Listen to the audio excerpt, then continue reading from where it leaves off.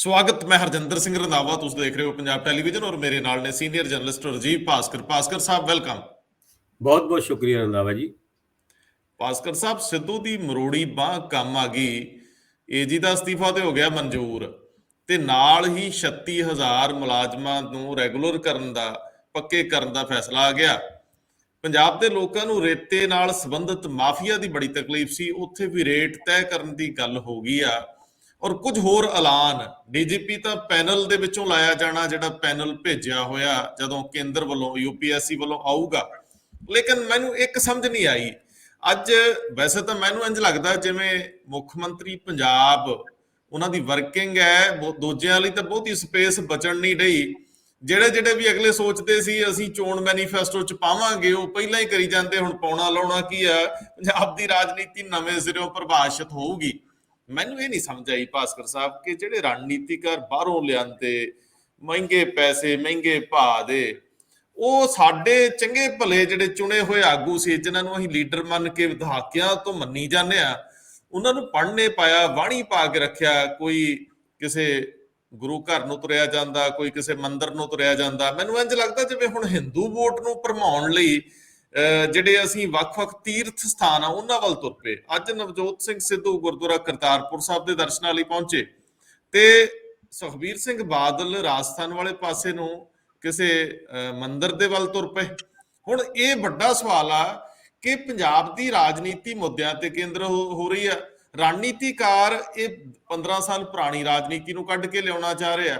Focus ਸਾਰਾ ਜਿਹੜਾ ਵਾ ਉਹ ਇਸ ਵੇਲੇ ਹਿੰਦੂ ਵੋਟ ਤੇ ਹੁੰਦਾ ਜਾ ਰਿਹਾ, ਜਿਹਨੂੰ ਬੀਜੇਪੀ ਆਪਣੀ ਜੇਬ ਵਿੱਚ ਸਮਝਦੀ ਸੀ। ਚਲੋ ਆਪਾਂ ਇਹਦੇ ਤੇ ਖੁੱਲ ਕੇ ਗੱਲ ਅੱਜ ਕਰਦੇ ਹਾਂ ਕਿ ਚੋਣ ਰਣਨੀਤੀਕਾਰ ਬੁਰੀ ਤਰ੍ਹਾਂ ਅਸਫਲ ਹੋਣਗੇ ਜਾਂ ਸਾਡੇ ਰਾਜਨੀਤੀਵਾਨਾਂ ਦੇ ਦਿਵਾਲਾ ਨਿਕਲ ਗਿਆ ਸਮਝਦਾ ਕਿ ਉਹ ਗੱਲਾਂ ਕਰ ਰਹੇ ਆ ਜਿਹੜੀਆਂ ਗੱਲਾਂ ਅੱਜ ਸ਼ਾਇਦ ਗੈਰ ਪ੍ਰਸੰਗਿਕ ਹੋ ਰਹੀਆਂ। ਧਰਮ ਏਡਾ ਵੱਡਾ ਮਸਲਾ ਰਿਹਾ ਹੀ ਨਹੀਂ, ਨਾ ਹਿੰਦੂਆਂ ਲਈ ਆ, ਨਾ ਸਿੱਖਾਂ ਲਈ ਆ, ਨਾ ਬਾਕੀ ਕਿਸੇ ਹੋਰ ਵਰਗ ਵਿਸ਼ੇਸ਼ ਲਈ ਆ। ਲੋਕ ਕਹਿੰਦੇ ਮੁੱਦਿਆਂ ਤੇ ਆਓ, ਸਾਡੀ ਸੁਰੱਖਿਆ ਯਕੀਨੀ ਬਣਾਓ, ਸਾਡੇ ਕਾਰੋਬਾਰ ਸੁਰੱਖਿਅਤ ਕਰੋ, ਸਾਨੂੰ ਕੋਈ ਟੈਕਸਾਂ ਟੁਕਸਾਂ ਵਾਲੀ ਜਿਹੜੀ ਪੰਗੇਬਾਜ਼ੀ ਆ ਉਹਦੇ ਤੋਂ ਵੀ ਰਾਹਤ ਦਿਓ। ਮੈਂ ਤੁਹਾਡੇ ਕੋਲ ਇਹ ਜਾਣਨਾ ਚਾਹੁੰਦਾ, ਪਹਿਲਾਂ ਤਾਂ ਸਿੱਧੂ ਦੀ ਮਰੋੜੀ ਬਾਂਹ ਕੰਮ ਆ ਗਈ, ਏਜੀ ਵਾਲਾ ਅਸਤੀਫਾ ਹੋ ਗਿਆ ਪ੍ਰਵਾਨ। ਸਿੱਧੂ ਸਾਹਿਬ ਮੁੱਖ ਮੰਤਰੀ ਦੇ ਨਾਲ ਵਿਛ ਕੇ ਬੈਠੇ ਹੋਏ ਸੀ ਤੇ ਮਾਈਨਿੰਗ ਪਾਲਿਸੀ ਤੇ ਤਗੜੀ ਗੱਲ ਕਰਦੇ ਸੀ। ਕਾਂਗਰਸ ਦੀ ਸਰਕਾਰ ਤੇ ਕਾਂਗਰਸ ਪਾਰਟੀ ਦੇ ਵਿੱਚ ਜਿਹੜਾ ਰਫੜ ਹੈ, ਇਹਦੇ ਕਈ ਉਹ ਜਦਾਂ ਨਹੀਂ ਈਸੀਜੀ ਦਾ ਤਾਂ ਠਾ ਹੁੰਦਾ ਗ੍ਰਾਫ ਜਿਹਾ, ਐ ਲੱਗਦਾ ਜਦੋਂ ਗਈ ਗੱਲ, ਫਿਰ ਕਹਿੰਦੇ ਨਹੀਂ ਬਣ ਗਈ, ਉਹ ਕਬੱਡੀ ਹੋਈ ਜਾਂਦੀ ਹੈ। ਭਾਸਕਰ ਸਾਹਿਬ ਕੀ ਕਹਿੰਦੇ ਹੋ? ਬਿਲਕੁਲ ਤੁਸੀਂ ਠੀਕ ਕਹਿ ਰਹੇ ਹੋ। ਕਾਂਗਰਸ ਦੇ ਵਿੱਚ ਸਿੱਧੂ ਬਨਾਮ ਚੰਨੀ ਜਿਹੜਾ ਹੈ ਚੱਲ ਰਹੀ ਸੀ ਲੜਾਈ, ਹੈ ਸ਼ੇਅਰ ਮਾਰਕੀਟ ਦੀ ਤਰ੍ਹਾਂ, ਕਦੀ ਉੱਤੇ ਥੱਲੇ ਹੋਈ ਸੀ। ਕਦੀ ਸਿੱਧੂ ਉਹਨਾਂ ਦਾ ਸ਼ੇਅਰ ਉੱਤੇ ਨਜ਼ਰ ਆਉਂਦਾ ਸੀਗਾ, ਕਦੀ ਥੱਲੇ ਨਜ਼ਰ ਆਉਂਦਾ ਸੀਗਾ। ਲੋਕਾਂ ਦੇ ਵਿੱਚ ਇੱਕ ਗੱਲ ਗਈ ਸੀ ਕਿ ਸਿੱਧੂ ਉਹਨਾਂ ਐਂ ਹੀ ਪਵਾੜੇ ਪਾਈ ਜਾਂਦੇ ਨੇ, ਉਹ ਉੱਦਾਂ ਬਿਹੇਵ ਕਰ ਰਹੇ ਨੇ ਜਿੱਦਾਂ ਕਿਸੇ ਵਿਆਹ ਦੇ ਵਿੱਚ ਫੁੱਫੜ ਜਿਹਾ ਰੁੱਸ ਜਾਂਦਾ ਹੈ। ਪਰ ਚਲੋ ਅੱਜ ਜੋ ਕੁਝ ਹੋਇਆ ਉਹ ਐਦਾਂ ਲੱਗਿਆ ਵੀ ਫੁੱਫੜ ਬਣਾ ਲਿਆ। ਯਾਨੀ ਅੱਜ ਜਿਹੜੇ ਮੁੱਦਿਆਂ ਦੇ ਉੱਤੇ ਬਾਰ-ਬਾਰ ਸਿੱਧੂ ਉਹਨਾਂ ਚੰਨੀ ਉਹਨਾਂ ਦੇ ਉੱਤੇ ਆਬਜੈਕਸ਼ਨ ਲਾਉਂਦੇ ਸੀਗੇ, ਖਾਸ ਕਰਕੇ ਉਹਨਾਂ ਦੇ ਜਿਹੜੇ 2 ਅਪਾਇੰਟਮੈਂਟ ਕੀਤੇ ਸੀਗੇ, ਡੀਜੀਪੀ ਤੇ ਐਡਵੋਕੇਟ ਜਨਰਲ ਦਾ ਜਿਹੜਾ ਅਸਤੀਫਾ ਸੀਗਾ 3-4 ਦਿਨ ਪਹਿਲੇ ਜਿਹੜਾ ਦਿੱਤਾ ਸੀਗਾ, ਹੁਣ ਉਹ ਅੱਜ ਫਾਈਨਲੀ ਕੈਬਨਿਟ ਨੇ ਮਨਜ਼ੂਰ ਕਰ ਲਿਆ, ਰਾਜਪਾਲ ਨੂੰ ਭੇਜਿਆ ਜਾਏਗਾ। ਔਰ ਇਹ ਵੀ ਉਹਨਾਂ ਨੇ ਕਿਹਾ ਕਿ ਕੱਲ ਨਵਾਂ ਐਡਵੋਕੇਟ ਜਨਰਲ ਲਾ ਦਿੱਤਾ ਜਾਏਗਾ। ਇਹਦਾ ਮਤਲਬ ਕੱਲ ਪੀਪੀਸੀਸੀ ਦੇ ਜਿਹੜੇ ਦਫ਼ਤਰ ਦੇ ਵਿੱਚ ਸ਼ਾਇਦ ਤੁਹਾਨੂੰ ਸਿੱਧੂ ਉਹਨਾਂ ਦੇਖਣ ਨੂੰ ਮਿਲ ਸਕਦੇ ਨੇ। ਔਰ ਸਿੱਧੂ ਉਹਨਾਂ ਨੇ ਜਿਹੜਾ ਮੰਜਾ ਉੱਥੇ ਡਾਇਆ ਸੀਗਾ, ਉਹ ਮੰਜਾ ਵੀ ਹੁਣ ਵਾਪਸ ਆ ਜਾਊਗਾ, ਕਿਉਂਕਿ ਸਿੱਧੂ ਉਹਨਾਂ ਨੇ ਕਿਹਾ ਸੀਗਾ ਜਿਸ ਦਿਨ ਮੇਰਾ ਨਵਾਂ ਐਡਵੋਕੇਟ ਜਨਰਲ ਪੰਜਾਬ ਦਾ ਆਏਗਾ, ਉਸ ਦਿਨ ਮੈਂ ਪੀਪੀਸੀਸੀ ਦਾ ਆਪਣਾ ਪ੍ਰੈਜ਼ੀਡੈਂਟ ਦੀ ਪੋਸਟ ਨੂੰ ਜੁਆਇਨ ਕਰ ਲਾਂਗਾ। ਡੀਜੀਪੀ ਦੇ ਉੱਤੇ ਵੀ ਉਹਨਾਂ ਨੇ ਕਲੈਰੀਫਾਈ ਕੀਤੀ, ਔਰ ਸਿੱਧੂ ਉਹਨਾਂ ਨਾਲ ਬੈਠੇ ਸੀਗੇ। ਡੀਜੀਪੀ ਦਾ ਪੈਨਲ ਉਹਨਾਂ ਨੇ ਭੇਜਿਆ ਹੋਇਆ ਯੂਪੀਐਸਸੀ ਨੂੰ, ਕੇਂਦਰ ਸਰਕਾਰ ਉਹਦੇ ਉੱਤੇ ਇੱਕ ਸ਼ਾਰਟ ਲਿਸਟ ਕਰਕੇ ਇੱਕ ਨਵਾਂ ਪੈਨਲ ਬਣਾ ਕੇ ਭੇਜੇਗੀ। ਉਸ ਪੈਨਲ ਦੇ ਵਿੱਚੋਂ ਨਵਾਂ ਡੀਜੀਪੀ ਲਾਇਆ ਜਾਏਗਾ। ਇਹਦਾ ਮਤਲਬ ਜਿਹੜਾ ਅਗਲੇ ਡੀਜੀਪੀ, ਜਿਹੜੇ ਐਕਟਿੰਗ ਡੀਜੀਪੀ ਹੁਣੇ ਹੈਗੇ ਨੇ ਸਹੋਤਾ ਸਾਹਿਬ, ਉਹਨਾਂ ਦੀ ਛੁੱਟੀ ਤੈਅ ਵੇ। ਹੁਣ ਗੱਲ ਇਹਨਾਂ ਦੋਨਾਂ ਮੁੱਦੇ ਤੇ ਖਤਮ ਹੋਣ ਤੋਂ ਬਾਅਦ ਗੱਲ ਸ਼ੁਰੂ ਹੁੰਦੀ ਹੈ। ਹੁਣ ਅੱਜ ਤਾਰੀਫ ਕਰਦੇ ਨਹੀਂ ਥੱਕਦੇ ਸੀਗੇ ਆਪਣੇ ਨਵਜੋਤ ਸਿੰਘ ਸਿੱਧੂ ਉਹਨਾਂ ਚੰਨੀ ਸਾਹਿਬ ਦੀ। ਰੇਤੇ ਦੇ ਉੱਤੇ ਜਿਹੜਾ ਵੱਡਾ ਫੈਸਲਾ ਲਿੱਤਾ ਗਿਆ ਕਿ ਰੇਤਾ 5.5 ਰੁਪਏ ਫਿੱਟ ਦੇ ਹਿਸਾਬ ਨਾਲ ਲੋਕਾਂ ਨੂੰ ਮਿਲੇਗਾ, ਹੁਣ ਇਹ ਇੰਪਲੀਮੈਂਟ ਹੁੰਦਾ ਕਿ ਨਹੀਂ ਹੁੰਦਾ, ਇਹ ਤੇ ਆਉਣ ਵਾਲਾ ਟਾਈਮ ਹੀ ਦੱਸੇਗਾ। ਨਹੀਂ ਨਹੀਂ ਪਰ ਨਹੀਂ ਫਿਰ ਨਹੀਂ ਨਹੀਂ ਨਹੀਂ ਨਹੀਂ ਨਹੀਂ ਨਹੀਂ ਨਹੀਂ ਭਾਸਕਰ ਸਾਹਿਬ, ਇੱਕ ਗੱਲ ਮੁੱਖ ਮੰਤਰੀ ਨੇ ਸਾਫ਼ ਕਹਿਤੀ ਕਿ ਜੇ ਇਹ ਨਾ ਇੰਪਲੀਮੈਂਟ ਹੋਇਆ ਮੇਰਾ ਮੇਰਾ ਗਲਾ ਘਟਾ ਦਿਓ। ਇਹ ਸ਼ਬਦ ਨੇ ਉਹਨਾਂ ਦੇ।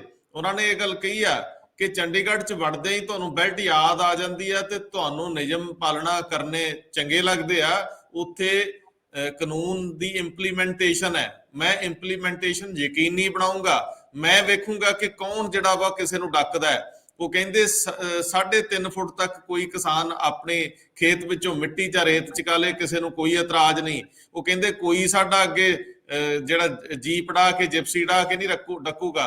ਉਹ ਭੱਠਿਆਂ ਨੂੰ ਵੀ ਬਾਹਰ ਕੱਢਦੇ ਨੇ ਸਾਰੇ ਕੁਝ ਚੋਂ। ਉਹ ਕਹਿੰਦੇ ਜਿਹੜਾ ਇੱਟ ਬਹੁਤ ਮਹਿੰਗੀ ਹੋ ਗਈ, ਸੱਚਮੁੱਚ ਬਹੁਤ ਮਹਿੰਗੀ ਹੋ ਗਈ। ਮੈਂ ਪਿੱਛੇ ਇੱਕ ਕੰਸਟਰਕਸ਼ਨ ਕਰਾਉਣੀ ਸੀ, 8000 ਤੋਂ ਉੱਪਰ ਚਲੇਗੀ।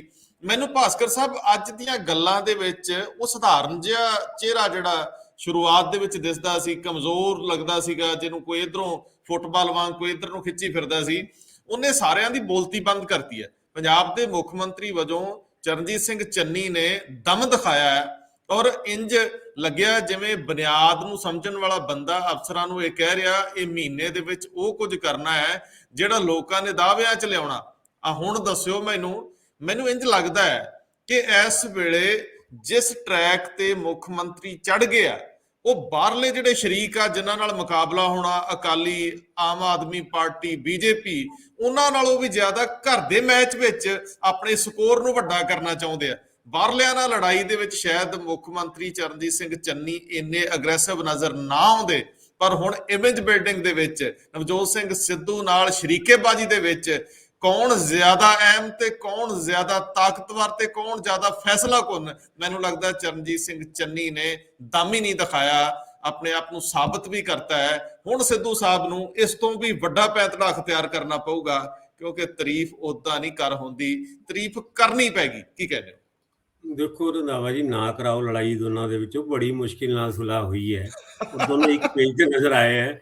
ਤੁਸੀਂ ਹੁਣ ਅਗਲੇ ਪੈਤਰਿਆਂ ਦੀ ਗੱਲ ਕਰ ਰਹੇ ਹੋ। ਅੱਜ ਸਿੱਧੂ ਹੋਣਾ ਚੰਨੀ ਸਾਹਿਬ ਦੀ ਬਹੁਤ ਤਾਰੀਫ ਕਰ ਰਹੇ ਸੀਗੇ। ਔਰ ਤੁਹਾਨੂੰ ਯਾਦ ਹੋਏਗਾ ਜਦ ਉਹਨਾਂ ਨੇ ਇਹ ਗੱਲ ਕੀਤੀ, ਜਿਹੜੇ ਮਾਈਨਿੰਗ ਰੇਤ ਦੀ ਗੱਲ ਕੀਤੀ ਕਿ ਸਸਤਾ ਕੀਤਾ ਹੈ, ਉਹਨਾਂ ਨੇ ਇੱਕ ਗੱਲ ਕਹੀ ਸੀ ਚੰਨੀ ਉਹਨਾਂ ਨੇ, ਮੇਰੀ ਪਾਰਟੀ ਤੇ ਹੋਰ ਵੀ ਬਹੁਤ ਕੁਝ ਕਰਨਾ ਚਾਹੁੰਦੀ ਸੀ, ਚਲੋ ਉਹ ਅਗਲੀ ਸਰਕਾਰ ਕਰੇਗੀ। ਉਹਨਾਂ ਨੇ ਇਹ ਨਹੀਂ ਕਿਹਾ ਕਿ ਮੈਂ ਮੁੱਖ ਮੰਤਰੀ ਰਿਹਾ ਤੇ ਅਗਲੀ ਮੇਰੀ ਸਰਕਾਰ ਕਰੇਗੀ। ਉਹ ਕਹਿੰਦੇ ਸਾਡੀ ਪਾਰਟੀ ਇਸ ਮੁੱਦੇ ਤੇ ਹੋਰ ਵੀ ਕੁਝ ਕਰਨਾ ਚਾਹੁੰਦੀ ਹੈ, ਪਾਰਟੀ ਪ੍ਰਧਾਨ ਨਾਲ ਬੈਠਾ ਹੈ। ਯਾਨੀ ਕਿਸੇ ਨਾ ਕਿਸੇ ਜਗ੍ਹਾ ਉਹ ਇਸ ਗੱਲ ਨੂੰ ਵੀ ਸਾਫ਼ ਕਰਨਾ ਚਾਹ ਰਹੇ ਸੀਗੇ ਕਿ ਅਗਲੇ ਪ੍ਰਧਾਨ ਵਜੋਂ ਅਗਲੀ ਵਾਰ ਮੁੱਖ ਮੰਤਰੀ ਵਜੋਂ ਉਹ ਪ੍ਰੋਜੈਕਟ ਹੁੰਦੇ ਹੈ ਜਾਂ ਨਹੀਂ ਹੁੰਦੇ। ਉਹਨਾਂ ਨੇ ਖੁਦ ਜਤਾਤਾ ਕਿ ਅਗਲੀ ਸਰਕਾਰ ਇਹ ਕੰਮ ਕਰੇਗੀ ਔਰ ਮੇਰੀ ਪਾਰਟੀ ਇਸ ਮੁੱਦੇ ਤੇ ਹੋਰ ਵੀ ਬਹੁਤ ਕੁਝ ਕਰਨਾ ਚਾਹੁੰਦੀ ਸੀ। ਚਲੋ ਕੁਝ ਗੱਲਾਂ ਤੇ ਸਾਫ਼ ਹੋਈਆਂ, ਕੁਝ ਚੰਗੇ ਫੈਸਲੇ ਵੀ ਹੋਏ। ਨਹੀਂ, ਉਹਦੇ ਚ ਭਾਸਕਰ ਸਾਹਿਬ ਇੱਕ ਚੀਜ਼ ਜਿਹੜੀ ਉਹਨਾਂ ਟੈਕਨੀਕਲ ਕਹੀ ਆ ਨਾ, ਉਹ ਇਹ ਕਹੀ ਆ, ਇਹ ਜਿਹੜੇ ਲਫ਼ਜ਼ ਤੁਸੀਂ ਵਰਤ ਰਹੇ ਹੋ, ਇਹਦਾ ਕੰਟੈਕਸਟ ਇਹ ਆ, ਇਹਦਾ ਸੰਦਰਭ ਇਹ ਆ ਕਿ ਅਸੀਂ ਕਾਨੂੰਨ ਦੇ ਬੱਝੇ ਆ, ਅਦਾਲਤੀ ਮਸਲੇ ਹੁੰਦੇ ਆ, ਕੁਝ ਪਾਲਿਸੀਜ਼ ਬਣੀਆਂ ਨੇ, ਉਹ ਚਾਲੂ ਮਾਲੀ ਸਾਲ ਦੇ ਵਿੱਚ ਚੱਲਦੀਆਂ ਰਹਿੰਦੀਆਂ ਨੇ। ਅਗਲੀ ਵਾਰ ਅਸੀਂ ਇਹਦੇ ਨਾਲੋਂ ਵੀ ਬਿਹਤਰ ਕਰਾਂਗੇ, ਪਰ ਫਾਰ ਦਾ ਟਾਈਮ ਬੀਇੰਗ ਅਸੀਂ ਇਹ ਕਰ ਰਹੇ ਆ। ਗੱਲ ਇਹ ਆ, ਪ੍ਰੀਖਿਆ ਪਾਤੀ ਗਈ ਵੱਡੀ। ਹੁਣ ਚਰਨਜੀਤ ਸਿੰਘ ਚੰਨੀ ਨੇ ਉਹ ਚਾਲ ਚਲਤੀ ਆ, ਜਿਹੜੀ ਚਾਲ ਨੂੰ ਕਾਟ ਕਰਨ ਲਈ ਉਸ ਤੋਂ ਵੱਡੀ ਲਕੀਰ ਖਿੱਚਣੀ ਪੈਣੀ ਆ, ਤੇ ਵੱਡੀ ਲਕੀਰ ਖਿੱਚਣ ਲਈ ਹੁਣ ਰਣਨੀਤੀਕਾਰਾਂ ਦੇ ਮੂੰਹ ਵੱਲ ਵੇਖਣ ਵਾਲਿਆਂ ਤੋਂ ਤੇ ਗੱਲ ਨਹੀਂ ਬਣਨੀ, ਜਿਹੜੇ ਕਦੇ ਕਿਸੇ ਦਿਸ਼ਾ ਨੂੰ ਚੱਲ ਪੈਂਦੇ, ਕਦੇ ਬੱਸ ਵਿੱਚ ਬਹਿ ਜਾਂਦੇ ਆ, ਤੇ ਕਦੇ ਜਿਹੜਾ ਪੈਦਲ ਚੱਲ ਪੈਂਦੇ, ਕਦੇ ਫੁੱਟਬਾਲ ਖੇਡਣ ਲੱਗ ਪੈਂਦੇ ਆ, ਜਾਂ ਕਦੇ ਨਵਜੋਤ ਸਿੰਘ ਸਿੱਧੂ ਨੂੰ ਵੀ ਤੁਸੀਂ ਉਸੇ ਮੋੜ 'ਚ ਦੇਖਦੇ ਹੋ। ਇਹ ਸੱਚ ਹੈ ਕਿ ਇਸ ਵੇਲੇ ਜੇ ਲੜਾਈ ਨਾ ਹੁੰਦੀ, ਜਿਵੇਂ ਤੁਸੀਂ ਕਿਹਾ ਲੜਾਈ ਨਾ ਕਰਾ ਦਿਓ, ਜੇ ਲੜਾਈ ਨਾ ਹੁੰਦੀ ਤੇ ਭਾਸਕਰ ਸਾਹਿਬ ਪੰਜਾਬ ਦੇ ਮੁੱਦੇ ਨਹੀਂ ਸੀ ਐਡਰੈਸ ਹੋਣੇ। ਜੇ ਲੜਾਈ ਨਾ ਹੁੰਦੀ ਤੇ ਆ ਰੇਤਾ ਰੋਤਾ ਵਾਲੇ ਮਾਮਲੇ ਇਹ ਪਿਛਲੇ 20 ਸਾਲਾਂ ਤੋਂ ਇਵੇਂ ਹੀ ਤੁਰੇ ਜਾਂਦੇ, ਸਰਕਾਰ ਕੋਈ ਆ ਗਈ। ਜੇ ਲੜਾਈ ਨਾ ਹੁੰਦੀ ਨਾ ਤੇ ਬੇਅਦਬੀ ਮਾਮਲਿਆਂ 'ਚ SITs ਤੁਹਾਨੂੰ ਸੁਨਾਰੀਆ ਜੇਲ੍ਹ 'ਚ ਨਹੀਂ ਸੀ ਦੱਸਣੀਆਂ। ਜੇ ਲੜਾਈ ਨਾ ਹੁੰਦੀ ਤੇ ਨਸ਼ਿਆਂ ਦੇ ਮਾਮਲੇ ਤੇ ਮੁੱਖ ਮੰਤਰੀਆਂ ਨੂੰ ਬਿਆਨ ਨਹੀਂ ਸੀ ਦੇਣੇ ਪੈਂਦੇ, ਕੈਪਟਨ ਅਮਰਿੰਦਰ ਸਿੰਘ ਨਹੀਂ ਸੀ ਜਾਂਦੇ, ਚੰਨੀ ਨਹੀਂ ਸੀ ਆਉਂਦੇ। ਤਬਦੀਲੀ ਹਮੇਸ਼ਾ ਕੁਝ ਨਾ ਕੁਝ ਲੈ ਕੇ ਆਉਂਦੀ ਆ, ਤਬਦੀਲੀ ਵਾਪਰਦੀ ਰਹਿਣੀ ਚਾਹੀਦੀ ਆ, ਲੜਾਈਆਂ ਸਿਆਸਤ ਵਿੱਚ ਹੁੰਦੀਆਂ ਰਹਿਣੀਆਂ ਚਾਹੀਦੀਆਂ। ਜਦੋਂ ਢੱਕੀ ਰਿੱਝਦੀ ਆ ਕੋਈ ਨਹੀਂ ਬੁੱਝਦਾ, ਜਦੋਂ ਢੱਕਣ ਚੁੱਕੇ ਜਾਂਦੇ ਆ ਪਤਾ ਲੱਗ ਜਾਂਦਾ ਕੌਣ ਕਿੰਨੇ ਪਾਣੀ 'ਚ। ਰੰਧਾਵਾ ਜੀ, ਮੈਂ ਤੇ ਲਾਈਟਰ ਵੇਨ ਦੇ ਵਿੱਚ ਕਿਹਾ ਸੀਗਾ ਵੀ ਲੜਾਈ ਨਾ ਕਰਾ ਦਿਓ। ਤੁਸੀਂ ਜਿਹੜੀ ਗੱਲ ਕੀਤੀ ਆ ਉਹ ਬਿਲਕੁਲ ਸਹੀ ਹੈ। ਜੇ ਲੜਾਈ ਨਾ ਹੁੰਦੀ ਤੇ ਅੱਜ ਇੰਨੇ ਵੱਡੇ ਫੈਸਲੇ ਨਾ ਹੁੰਦੇ। ਜੇ ਲੜਾਈ ਨਾ ਹੁੰਦੀ ਤੇ ਐਡਵੋਕੇਟ ਜਨਰਲ ਹੁਣੇ ਕੰਟੀਨਿਊ ਰਹਿੰਦੇ। ਜੇ ਲੜਾਈ ਨਾ ਹੁੰਦੀ ਤੇ DGP ਦੇ ਪੈਨਲ ਦੀ ਗੱਲ ਅੱਜ ਕਲੈਰੀਫਾਈ ਚੰਨੀ ਉਹਨਾਂ ਆਪਣੀ ਇਸ ਪ੍ਰੈਸ ਕਾਨਫਰੰਸ ਦੇ ਵਿੱਚ ਨਾ ਕਰਦੇ। ਅੱਜ ਦੀ ਪ੍ਰੈਸ ਕਾਨਫਰੰਸ ਦੇ ਵਿੱਚ ਪ੍ਰਧਾਨ ਨਵਜੋਤ ਸਿੰਘ ਸਿੱਧੂ ਉਹਨਾਂ ਦੇ ਨਾਲ ਬੈਠੇ ਸੀਗੇ ਔਰ ਹੂੰ। ਉਹਨਾਂ ਨੇ ਆਪਣੀ ਗੱਲ ਕਰਨ ਤੋਂ ਬਾਅਦ ਆ ਪ੍ਰਧਾਨ ਜੀ ਦੀ ਗੱਲ ਕਰਨ ਵਾਸਤੇ ਉਹਨਾਂ ਨੂੰ ਮਾਈਕ ਦਿੱਤਾ ਔਰ ਪ੍ਰਧਾਨ ਜੀ ਨੇ ਲਿਕਰ ਪਾਲਿਸੀ ਦੇ ਵਿੱਚ, ਖਾਸ ਕਰਕੇ ਮਾਈਨਿੰਗ ਪਾਲਿਸੀ ਦੇ ਉੱਤੇ ਜਿਹੜੇ ਅੱਜ ਦੇ ਫੈਸਲੇ ਹੈ ਉਸ ਤੋਂ ਵੀ ਅੱਗੇ ਦੀ ਵੀ ਇੱਕ ਬਲੂਪ੍ਰਿੰਟ ਵੀ ਉਹਨਾਂ ਨੇ ਪੇਸ਼ ਕਰਨ ਦੀ ਕੋਸ਼ਿਸ਼ ਕੀਤੀ। ਗੱਲ ਤੇਲੰਗਾਨਾ ਦੀ ਕੀਤੀ ਕਿ ਉੱਥੇ ਇੱਕ ਸਾਲ ਦੇ ਵਿੱਚ 2400 ਕਰੋੜ ਰੁਪਇਆ ਮਾਈਨਿੰਗ ਦੇ ਥਰੂ ਸਾਢੇ ਤਿੰਨ ਸਾਲਾਂ ਚ 2400, ਹਾਂ 2400 ਕਰੋੜ ਔਰ ਇੱਥੇ 400 ਕਰੋੜ 10 ਸਾਲਾਂ ਦੇ ਵਿੱਚ ਮਾਈਨਿੰਗ ਦੇ ਥਰੂ ਸਟੇਟ ਦੀ ਐਕਸਚੇਕਰ ਦੇ ਵਿੱਚ ਆਇਆ। ਯਾਨੀ ਕਿਸੇ ਨਾ ਕਿਸੇ ਜਗ੍ਹਾ ਜਿਹੜੀ ਲੁੱਟ ਰੇਤੇ ਦੀ ਮੱਛੀ ਹੋਈ ਸੀ ਉਹਨੂੰ ਰੋਕਣ ਦੀ ਕਵਾਇਦ ਜ਼ਰੂਰ ਸ਼ੁਰੂ ਕੀਤੀ ਹੈ ਔਰ ਚੰਨੀ ਉਹਨਾਂ ਨੇ ਇਹ ਗੱਲ ਬਹੁਤ ਵੱਡੀ ਕੀਤੀ ਹੈ, ਮੇਰਾ ਗੱਲ ਕੱਟ ਦਿਓ, ਮੇਰਾ ਗੱਲ ਫੜ ਲੈਣਾ ਜੇ ਇਹ ਇੰਪਲੀਮੈਂਟ ਨਹੀਂ ਹੋਈ। ਕਿਉਂਕਿ ਜਦ ਕੋਈ ਮੁੱਖ ਮੰਤਰੀ ਇਹ ਗੱਲ ਕਹਿੰਦਾ ਹੈ ਨਾ ਕਿ 5.5 ਰੁਪਏ ਤੋਂ ਉੱਤੇ ਅਗਰ ਰੇਤਾ ਵਿਕਿਆ ਤੇ ਮੈਂ ਉਹਦਾ ਜ਼ਿੰਮੇਵਾਰ ਹੋਊਂਗਾ। ਔਰ ਨਾਲ ਦੇ ਨਾਲ ਭੱਠਿਆਂ ਨੂੰ ਜਿਹੜਾ ਮਿੱਟੀ ਦੇ ਉੱਤੇ ਕਾਫੀ ਜ਼ਿਆਦਾ ਕਾਲਾਬਾਜ਼ਾਰੀ ਹੁੰਦੀ ਸੀ ਔਰ ਜਿਹੜੀ 8000 ਇੱਟ ਦੀ ਰੇਟ ਦਾ ਤੁਸੀਂ ਗੱਲ ਕਹਿ ਰਹੇ ਹੋ ਉਹਦਾ ਮੇਨ ਕਾਰਨ ਸੀਗਾ ਕਿ ਮਿੱਟੀ ਨਹੀਂ ਮਿਲਦੀ ਸੀ। ਹੁਣ ਮਿੱਟੀਆਂ ਵਾਸਤੇ ਵੀ ਮਾਈਨਿੰਗ ਪਾਲਿਸੀ ਤੋਂ ਉਹਨਾਂ ਤੋਂ ਬਾਹਰ ਕਰ ਦਿੱਤਾ ਗਿਆ। ਮੈਨੂੰ ਇਹ ਲੱਗਦਾ ਫੈਸਲੇ ਤੇ ਬਹੁਤ ਵਧੀਆ ਹੈ। ਫਿਰ ਵੀ ਕਈ ਵਾਰ ਇੱਕ ਹਿੱਚ ਜੀ ਹੁੰਦੀ ਹੈ ਕਿ ਇਹ ਇੰਪਲੀਮੈਂਟ ਹੋਣਗੇ, ਬਟ ਜਦ ਚੰਨੀ ਉਹਨਾਂ ਇੰਨੀ ਵੱਡੀ ਗੱਲ ਕਰ ਦਿੰਦੇ ਆ ਕਿ ਮੈਂ ਜ਼ਿੰਮੇਵਾਰ ਹੋਵਾਂਗੇ ਤੇ ਅਸੀਂ ਇਹ ਮੰਨ ਕੇ ਚੱਲਦੇ ਹਾਂ ਵੀ ਇਹ ਇੰਪਲੀਮੈਂਟ ਹੋਣਗੇ। ਔਰ ਅੱਜ ਪੰਜਾਬ ਦੇ ਵਿੱਚ ਬਹੁਤ ਵੱਡੇ ਫੈਸਲੇ ਲੈਂਦੇ ਹੋਏ 36,000 ਕੱਚੇ ਮੁਲਾਜ਼ਮਾਂ ਨੂੰ ਪੱਕੇ ਕਰਨ ਦੀ ਵੀ ਗੱਲ ਕੀਤੀ। ਬੜੇ ਟਾਈਮ ਤੋਂ ਮੰਗ ਚੱਲਦੀ ਸੀ।